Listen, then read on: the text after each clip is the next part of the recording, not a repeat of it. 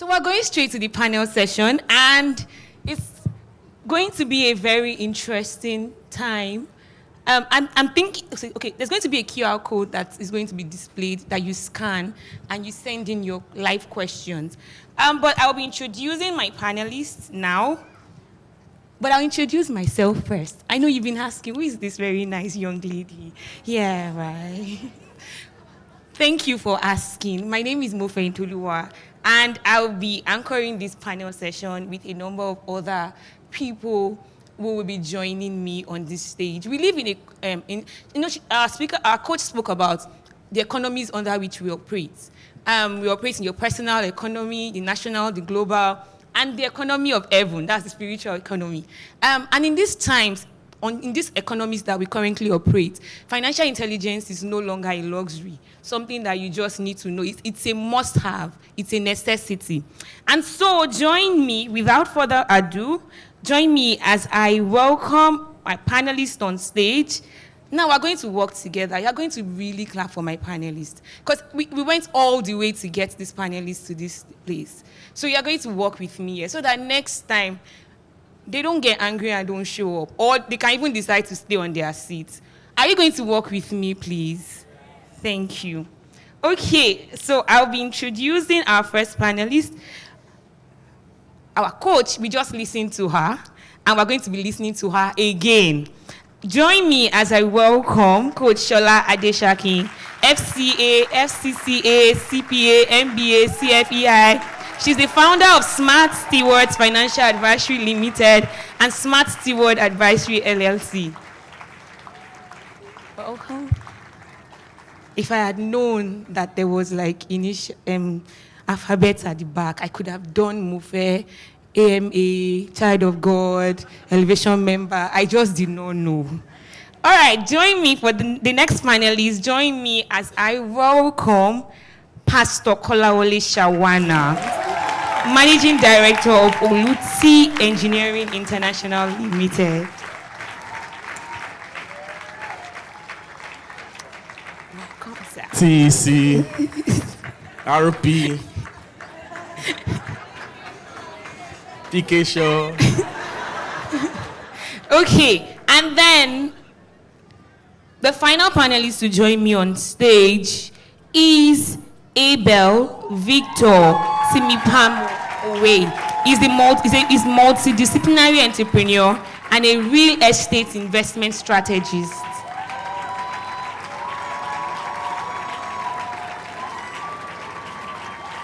You see what I said about clapping loudly?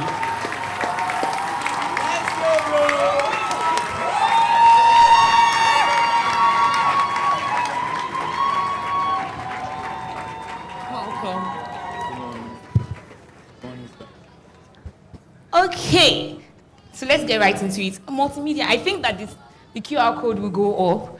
You can scan and send in your questions, and then your questions can be based on this panel session or based on the keynote speech that we heard earlier. So I'll just start. I've introduced my panelists. The audience have met them, but I'll just like you to share, just share me your personal journey, basically. Tell me what first inspired you to get serious about your finances, about your investments. So I think I'll start with Coach Sola. Okay, thought you wanted to give me some. All right, what inspired me about my finances and investment? Yes. I think there are two different questions, because my very first investment was done without any form of inspiration, or maybe negative inspiration, and I'll tell you why. A friend of mine, also a chartered accountant, just said, hey, Shola, there's this investment, I'm doing it, you pay 200K, and then in 3 weeks, you get times 3 of it. Now, that was in the days of my financial illiteracy. Listen, I was, and I'm still a chartered accountant, my friend was, and is still also a very brilliant chartered accountant, actually is the CEO of one of the financial services companies. And then he said, oh, really, really, really? Then I called a senior friend of mine in the UK and said, sis, they said there's something. Back then, maybe 16, 17 years ago, we pulled together $1 million. You know what ₦1 million even now is? So we put the money there, and my friend got his money. And about a week before we were supposed to reap our own harvest, life happened. And the Ponzi scheme folded. We didn't know it was Ponzi scheme, but that thing in you that makes you want to do something without asking questions. Some of the questions we should ask is, what are they using the money for? What have they done? I agree that in those days there was no internet to fact check, but those are some of the things. Now in these days of internet, Google, AI, let's not get carried away. So for me, my very first investment, that was it. The money never came back. But I've made times 1 million of that money, subsequently. What influenced my personal financial journey? Like I said, I was illiterate, and I took some decisions. One of those decisions was resigning from a well-paying job because I thought I had all the ACA, ACCA, and all of those things. And then my boss, because he did something, I was just like, I'm tired. In 1 month, I will get another job. My wedding was in the UK, and he flew in just for the wedding. I'd resigned before, going for my wedding. I said, Shola, why are you leaving? This was a job paying me about $500,000. He said, what? And I didn't have savings. When God wants to really catch your attention, He will go all the way. And then I said, no, and then my husband-to-be was like, why are you resigning? I'm like, no, new bride, new things, all of those things that we say sheepishly. So I came back, no savings, nothing, and then I fell pregnant. Did you hear that? I fell pregnant. And then life was hard. And I was like a Jonah in the ship of my husband, because around that time also he took a decision. Sometimes when God wants to really catch your attention, He numbs everything around you. And from earning $500,000, I did not, between us, we didn't even have 1,000 in the house. And then the baby started to, some of us women, when we get pregnant, from the very 4th week, your nose is like this. So nobody was going to employ a pregnant woman. It was tough. But that was the season I learned about financial literacy. But you don't have to learn the hard way. Some of us have learned the hard way. That's why we are teaching you. So those were my experiences. And I've gone from there to embracing financial literacy, helping people jumpstart their journey, starting the Smart Stewards Academy. I've written about 8 books, all on Amazon. I brought 2 of the books here. It's been a journey. But I wouldn't have chosen another path. I am absolutely happy with the calling of just helping people navigate their journey to prosperity. So that's my journey. All right, thank you very much. Okay, so I'll go to PK. Still the same question. Just tell us what inspired your financial journey, basically. The fear of poverty. Very valid. So I would say that I came from growing up. I'm sure because many of us have heard part of my stories, particularly when I preach. I've lived in a house that didn't have windows. I sold newspapers as a vendor, and I would trek from Ikorodu all the way to Maryland. Paraphrase was in Akure, so that distance every day. We had eaten, okra soup with, this tiny little fish that they tie in nylons, and the profit I made from the sales of newspaper at that time then was probably 20 naira. So, and the way it works, if I misplace one paper, I've lost the profit for that day. So if I sell and I don't get the money back, or the person doesn't pay me, or the customer says, I'll pay you tomorrow, that means I don't have profit for today. So that profit is deferred. And sometimes some of these customers don't pay. They aggregate it to a week. So, and this was before I gained admission into the university. My brother and I, we had gone to knock on doors to cut grasses for people's homes, and all that. All of these, the only thing we didn't do was to carry and cement because I felt I was too delicate for that. But if I look at the history of my family line and the challenges that we've had to face, so one of the biggest one was when my father decided to resign from public service without any plan. And we were kicked out of the government house we were staying. Our properties were scattered, not like we had much anyway, it was scattered across different places and all. So if I look at that history, right, I had early in life, started to tell myself that I will not be poor. You know, I may not have had all of the financial intelligence. The only challenge that I had by the time God brought me into some measure of blessings was being frugal.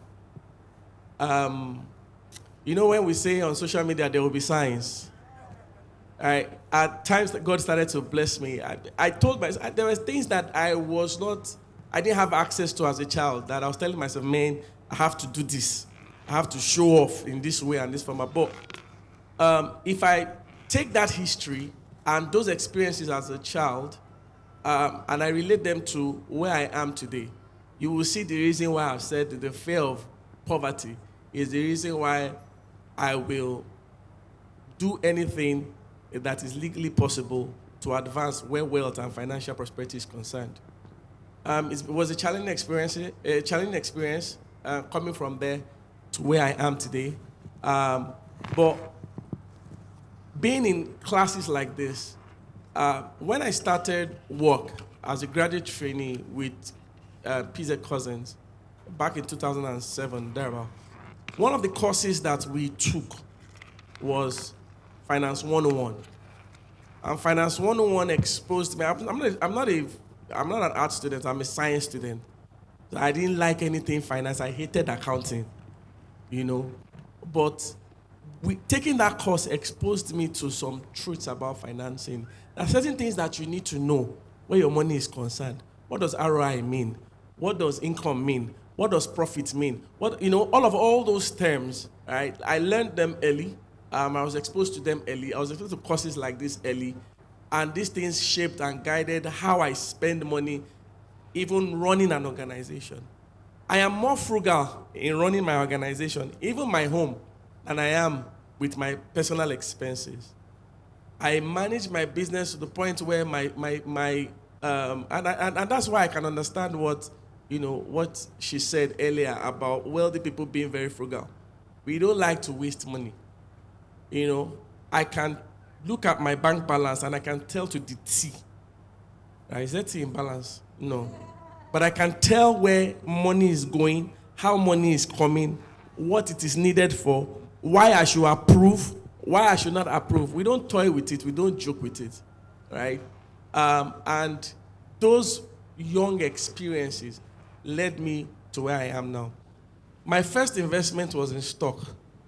I bought, was it First Bank or Oceanic Bank stock?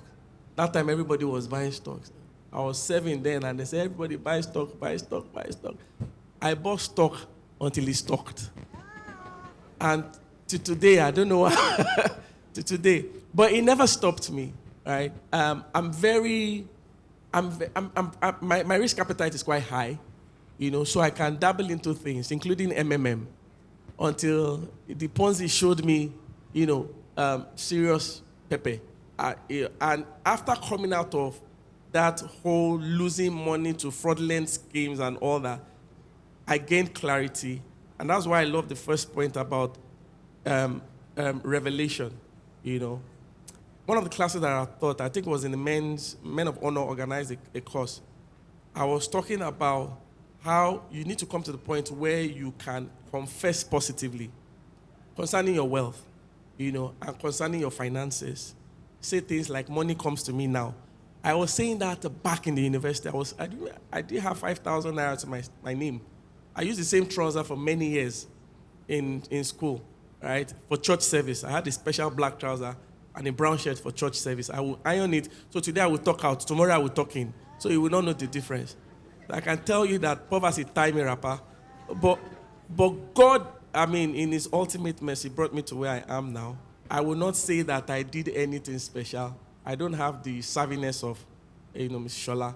But God has been faithful. There's the place of revelation that you can't do without. And if I talk about my story and how God turned around the captivity of Zion, I am still like one who is dreaming. And if God can do it for me, can do it for anyone.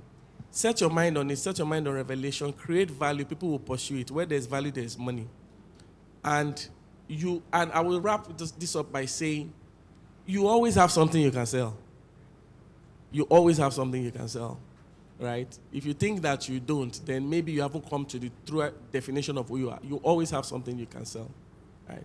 So let me just wrap this up there. Okay, thank you. Because you know I'm a pastor, I can.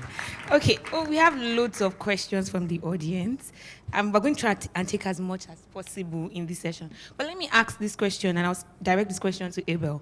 I'm directing to you because you're real estate, real estate person and all. So real estate is often seen as the ultimate investment in Nigeria. And what are the key factors do you think that one should consider before putting money into real estate? Coach also mentioned, buying land and all those things. But what are the key factors you think one needs to consider before putting money into real estate? All right. Good morning, everyone. Now, for people who are looking at investing in real estate, how I came about real estate was a shocker. So let me start it out from there, answering the question. My uncle reached out to me. We are from the south, so in Bayelsa, same way you have Omoniles here, in Bayelsa we call them APA people. So the APAs are like the original landowners of the lands in those areas you get. So there's this very popular thing that they sell lands to two, 3, 4, 5 persons, and then those people start having issues and things like that. So I literally didn't want to go into that direction because I was a drummer in church. I saw myself in the music industry. I was already having people I was training in music. I had people, I was drumming up until, those of us that went to Redeem, I was like the provincial drummer. And then we had Zonal and the rest. So you have all those people under you understand? I had a lot of persons looking up to me. So I was just in that direction. So there was this day my uncle reached out to me and said his landlord has a land for sale and he wants me to be the person to help his landlord get a buyer. And I told him, Uncle, I don't do anything when it comes to all these things. As a matter of fact, people that sell lands, they were not really valued at that time because of the dirty things that they were doing. You sell land to one person, to another person again. So all of those issues were things I don't want to put myself into. So he told me, he said he believes in me that I can actually do it, so I should get a buyer. He doesn't know how I want to do it. So I was like, okay. Then at that time, I was still in school, so I know I was somewhat influential in school. So I just posted about the land in my WhatsApp status. I went down to the tiniest detail, one plot of land for sale, XYZ location. You can get access to the land from so street down to, because I literally didn't want problem. So, funny enough, my childhood friend reached out to me. He saw the post, and then he responded on WhatsApp and reached out to me. He was like, I'm interested in this land. Because he's my childhood friend, and I know how we suffered. We were going to various building sites, would roll sands. Do you know what they call water boy? In sites, we were carrying water for messy men, we were carrying blocks and all of those things. So this is somebody I grew up with. So he was like, he's interested in the land. The land is about 1.4 million at that time. So at that time, he was like, he wants to buy the land. So I said, are you sure? This land is my uncle's landlord's land, though. I don't want a situation where I will tell my uncle is a high-profile person, so I'm like, I don't want a situation where I'll tell my uncle that I have somebody that wants to buy the land, and then you start playing with me. So he said it's very serious. If I'm not doing anything, let's go. Of course, that was COVID period, and I was broke at that time. So I even told him, I don't even have transport to leave the house. He was like, let's go, don't worry. I'm like, are you sure? So we went, he saw the land. He bought the land that same day. So that exposed my mind. Now, after I purchased the land, he also did survey on the land, and I got my commission from that sale, 140,000 naira, for somebody that didn't even know how I was going to get the next food I was going to eat. So that now made me realize something. I'm like, wait, I can actually be wealthy selling land. Now, down to the question, why am I bringing this up? That my friend bought that land because he just wanted to get a land. Now, when I started studying about real estate, that was when I now had understanding about the different ways with which you can invest in real estate. Now, to answer that question, there are two major factors that you need to consider when investing in real estate. Now, are you investing for cash flow? That's number one. Or you are investing for capital appreciation? That's number two. Now, capital appreciation is that you're putting your money in an asset, and over time, it's going to give you returns on your investment. Now, for cash flow, you are putting it into somewhere, and that cash flow is giving you is giving you what we call passive stream of income. So you are not actively involved in it, but that asset is giving you return on investment, either on a monthly basis or on annual basis. So these two things are like key things you need to consider. Now, when it comes to capital appreciation, just like Sola Adesakin has said during the session she took earlier on, she mentioned land banking. Now, land banking in its simplest form is buying lands, keeping it for 2, 3, 4, 5, 6, 7, 8, 15, 20 years. Afterwards, that land appreciates in value, and then you resell it to get capital gains. Now, imagine a land. I know a lot of you are shouting Ikorodu is very local. Some of you are shouting Ekpe is too far. Some of you are even saying Ibadan is not in this place, so why should I be investing in Ibadan? Now, if you want to get what we call capital appreciation from land banking strategies, you can look at these locations. Just like Shola said, you don't have to look at Banana Island. You don't have to look at Ikoyi at this moment, except you are up to that capacity. Okay. But you can look at these locations, emerging locations. The Fort Mainland Bridge is coming towards the Ikorodu axis. Somebody that's very futuristic, you want to start buying lands in those areas. Ibadan is expanding. Lagos is getting congested, and everybody's going towards Ibadan. You want to go to that place, get lands in that place, and then leave it for years to appreciate in value before you leave it for a period of time to get what we call capital appreciation. Now, for the passive stream of income, that's where you want to invest in rental properties. So you can get units of apartments, you put it out on rent. Now, there is this one that's now in the market, short-let rentals. Not everybody really likes that, but then, how many of us heard of the Dirty December? Let me see our hands up now. Yes. So the short-let market in Lagos State actually benefited a lot from the whole Dirty December idea that came up. Now, why? Because a lot of hotels were booked, a lot of short-let apartments were booked. Who are the persons making that money? The owners of those short-let apartments. Okay. So passive stream of income, you want to think about owning rental properties. Then when it comes to capital appreciation, you want to do land banking. All right, thank you. So key factors to consider. Are you investing for capital, or you're investing for like a steady stream of income? We have a lot of questions. Sorry I had to cut in because the questions keep coming in, and I really wish we can answer as much as possible. So Coach Shola, you mentioned, when looking at your finances on 100%, 50% for your necessities, 20% at least savings, then 30% take care of yourself. Someone is asking, so in that ratio division, that percentage division, what percentage of your income should go into paying back debts borrowed? Thank you. That's a very, very good question. So that percentage that I gave is not even cast on stone. The whole idea is for you to have a plan for your money. So rather than you wondering where your money went, right, you should have a plan for it. And even sometimes I tell people save 30% and then spend 20% on yourself. By so doing, you are not wondering where did my money go. Now, to directly answer that question, this is one thing I say about debt. If you're in debt, yes, you are there. Find your way out of it as quickly as possible. And if you do not necessarily need to borrow money, especially for business, because I don't expect that you'll borrow money for your consumables, avoid debt. Now, debt repayment is an obligation to the past, whilst saving and investing money is an obligation to the future. I hope you get that, or you got that. When you are repaying debt, it's something that has happened in the past that you are paying money into. But it is good to also, of course, factor how to pay back. So what I will tell people is, or what I would say to answer that question is, I don't know the extent of your debt. Some people are in some very huge amount of debt. Today is not the day to talk about why did you do it and all of that, but how do you pay back? Look at that budget.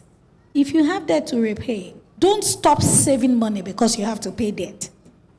If you are not saving or investing, you keep paying back debt. What took you there?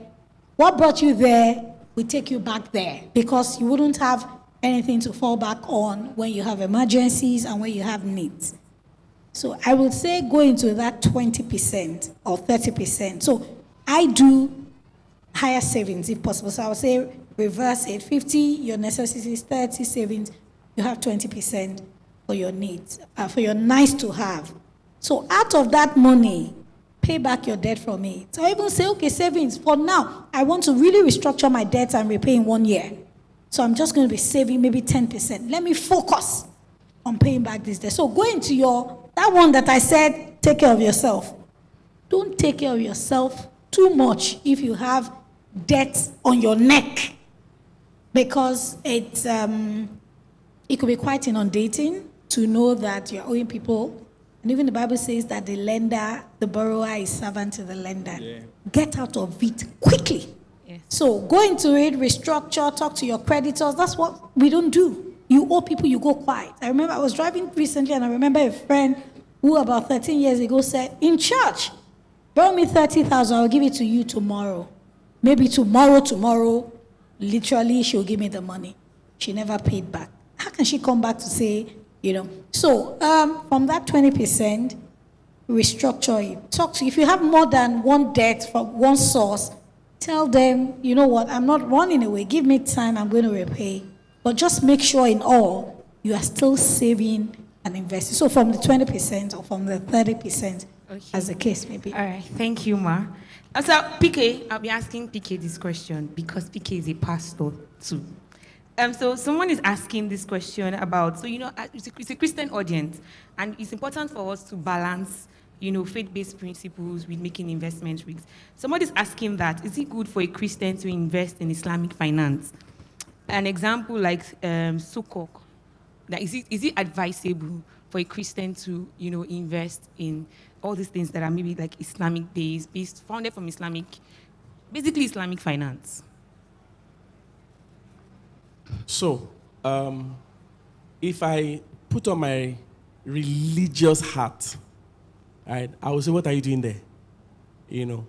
But let's take away that religious lens for a second and ask ourselves, is this safe financial product, right? Are the principles used beyond the toga of Islamic financing? Is this prudent financial decision? Are they doing things that are ethically correct and right according to principles? Now, it's easy to look at it from that lens and say, okay, this is a safe financial decision, I'll go ahead and do it. But on the flip side also, there are several other products that you can focus on. The Bible talks about eating meat offered to God in the book of Romans. And that if you do something that will cause your brother to sin, it's best you don't even indulge in it at all. There are so many products that you can focus on that will not affect your conscience. When you do things that go as variance with your conscience, then it is sin. That's what the Bible says. If you are investing in an Islamic product and your mind is telling you what you are doing is wrong, or your conscience is pricking you saying this thing that you are doing is wrong, the safer thing to do is not just to do it, right? Bible also says, if they give you meat that is offered to idols, what you should do is to give thanks, sanctify the meat, and eat it anyway, right? It's a question about where your faith has gotten to and how you see God. I will not tell you here and now that, if you invest in that product, you have committed sin. If it is ethical, if it is right according to every financial, jurisprudence and whatnot, right? If there's nothing wrong, they are not going at variance to any laws of the land and things like that, then you can so I'll give an example. This Sukuk fund that she just particularly mentioned, There's an offer on the table in my office for 7 years for a flat interest rate of, I think, 17.5% or thereabout that will be paid ahead. But you will have to invest your money for 7 years. You won't get it back. But the interest, so for example, you invest 100 million, they will give you 13.5 million today, but they will hold out your 100 million for the next 7 years. But you have that 13.5 million to spend, and that you can put that, and then you will get that 13.5 million every year over the next 7 years. And you can do that to take care of other personal needs that you have. If 13.5 million can secure you for a year or something like that. Now, these are financial considerations that at the end of the day, systems and structures can help you resolve. For a big organization, and let me be very clear, if you work for a big organization, for example, a corporate organization, let me use that word corporate, the responsibility of the finance team is not to say one is Islamic or one is not. They have a responsibility to ensure that there is safety for the finance of the organization, and that we are not keeping cash. We are turning around cash and keeping it safe over a period, and that money is working for us. So they will sit and they will look at the risk in all of these products and make the decisions. Nobody at that level is going to sit down and say, is one Islamic or not, so long as it is ethical. However, on your own personal finance, if you think that it goes at variance with what you believe in, it's best not to indulge in it and just focus on what gives your conscience clarity and move on with it. All right, thank you. Yeah. Okay. Was a very balanced answer, and I absolutely love it. What I just wanted to ask is, or wanted to chip in is, what are Sukuk funds? I think that explains it better. Sukuk funds are funds issued and that comply with Sharia principles. For example, under Islamic principles, you are not supposed to make interest. That makes Sukuk funds will not indulge in investments like borrowing, where people will pay back interest.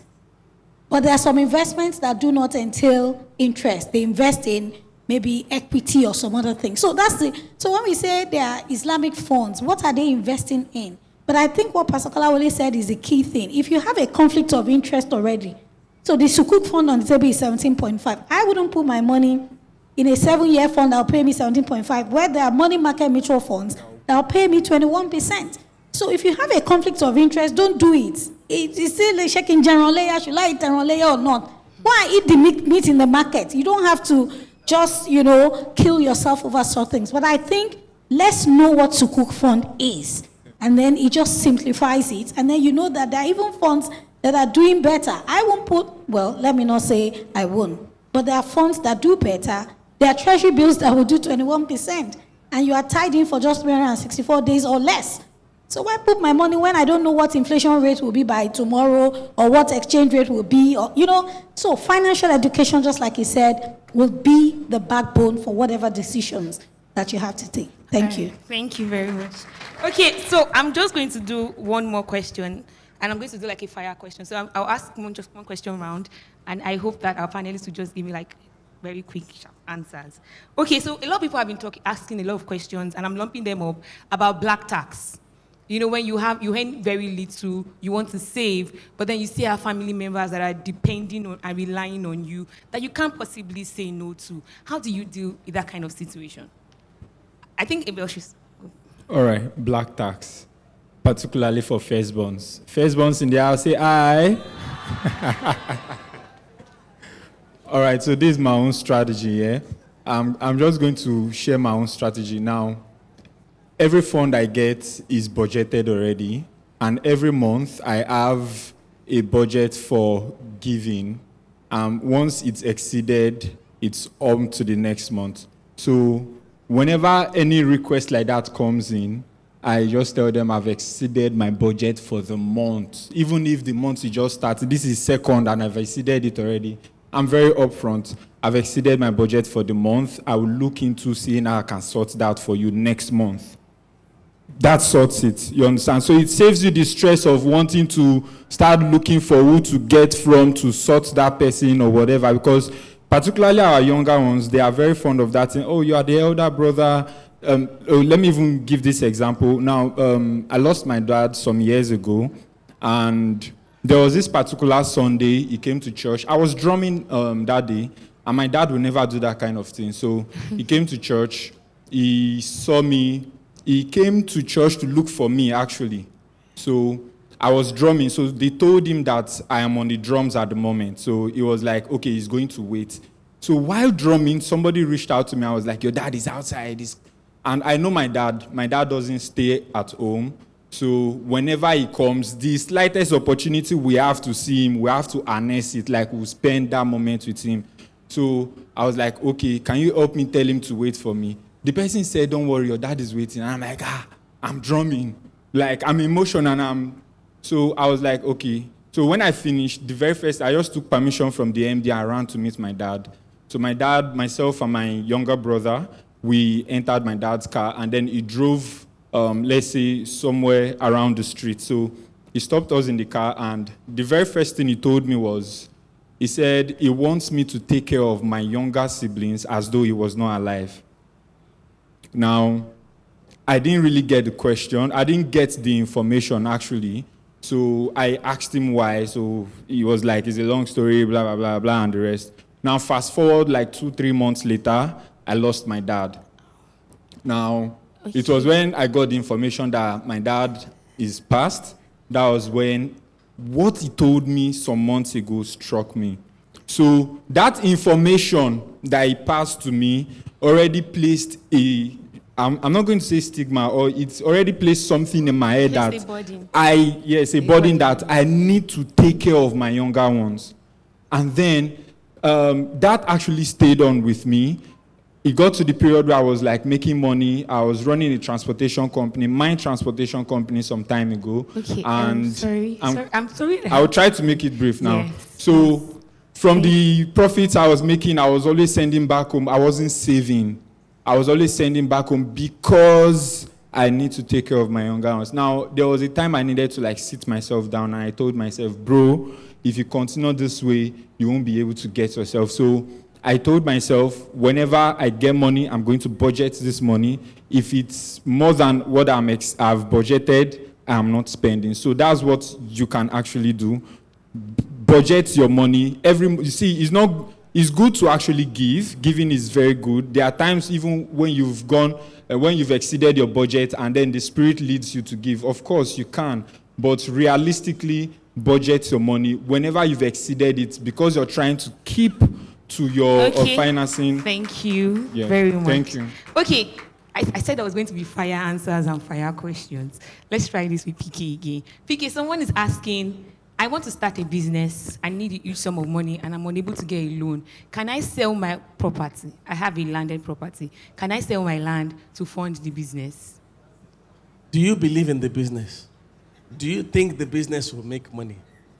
Absolutely, you sell your land to run the business. What are you keeping the land for? It's for days like this, right? But if you know that you're not sure that the business is going to turn the profit over time, you might as well wait for something else. You want fire answer, so that would be the fire answer that I will give. Thank you, sir. So, Coach Sola, 2 questions. The first one, someone says, can someone with a Stanbic pension account continue using the WealthSync app? And then the next question is, someone is asking that I have my money in things like PiggyVest, Bamboo. Are they like suitable for long-term investments? So I'm thinking of like a 30-year kind of thing. Is it advisable to keep my money in those things? Okay, so fire answers, fire questions. I'll start from the second one. With technology, we have seen a lot of tech companies show up, right? We are also fintech, and it has revolutionized the world of personal finance.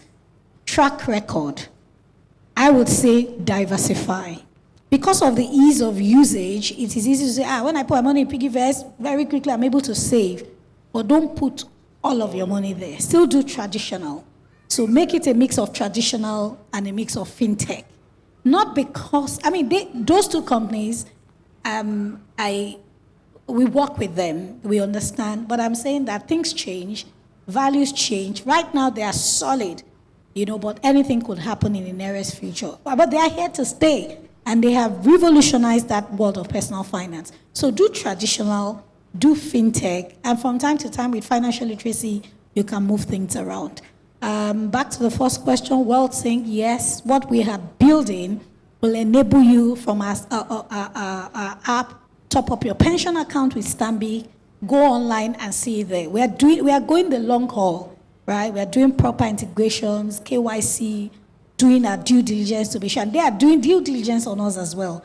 Yes, well, right now pension is not live, but at the end of the month it will be live. But all of those other mutual funds from licensed companies are there. Okay, thank you very much. Please, a round of applause for all my panelists. Thank you very much for joining. Thank you very much. And we've come to the end of our panel session. I know that a lot of people sent a lot of questions. We had over 50 questions come in. We can't answer all of them, but we'll try and carry some over to next Sunday. And maybe the organizers will come up with a very nice, fancy way to also get those questions answered with time. But thank you very much. Please. Okay, yes. Coach Sola has her books. So if you enjoyed the session, you enjoyed the panel session, you enjoyed the talk, she has a book so you can learn more. Please, I think you need to see, I think the ushers have it. They are walking down the aisle with the book. You want to signal to one of them. If you don't see them down the aisle, it's also, please, after the service, just walk up to any usher and please get the book. Get for somebody also. One of the biggest gifts you can give someone is also the gift of financial literacy. So get a book for someone also.